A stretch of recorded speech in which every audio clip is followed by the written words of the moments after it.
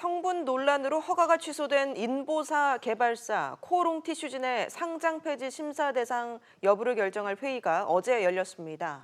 또 초단타 매매 창구 역할을 하면서 시장을 교란했다는 혐의를 받고 있는 메릴 린치에 대한 재재심도 열렸는데 이 결론들이 어떻게 났는지 이한나 기자와 짚어보겠습니다. 자, 이 기자. 어제 코오롱 티슈진 상장 폐지 여부 심사 어떻게 됐습니까? 네, 한국거래소는 어제 오후 코오롱 티슈진의 상장 적격성 실질 심사 대상 여부 결정을 연기했다고 밝혔습니다. 네. 거래소는 이번 사안에 대해 추가 조사가 필요하다는 판단에 어제까지로 예정됐던 조사 기간을 연장하게 됐다고 설명했습니다. 일각에서는 거래소가 결정을 미룬 이유가 소액주주 등의 투자자 보호 때문이라는 분석이 나옵니다. 한국거래소 규정에는 실질심사 사유가 발생한 이후 실질심사 대상 여부를 결정하고 통보하는 과정에서 필요한 경우 영업일 기준 15일 이내 연장이 가능하다고 명시하고 있는데요. 네. 규정상 허용된 시간을 충분히 쓰면서 투자자 보호를 위해 이번 논의와 결정을 심사숙고하는 것으로 보입니다.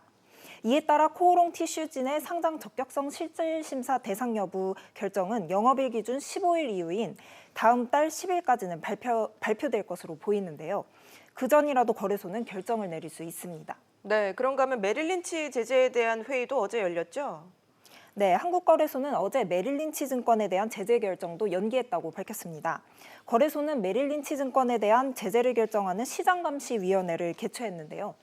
하지만 메릴 린치에게 소명 기회를 한 번 더 주고 다음 달 중 회의를 다시 열어 제재 여부를 결정하기로 했습니다. 네, 그렇다면 메릴 린치의 구체적인 위반 내용은 어떤 겁니까? 네, 현재 메릴 린치는 초단타 매매 창구 역할을 하면서 시장을 교란했다는 혐의를 받고 있는데요. 네.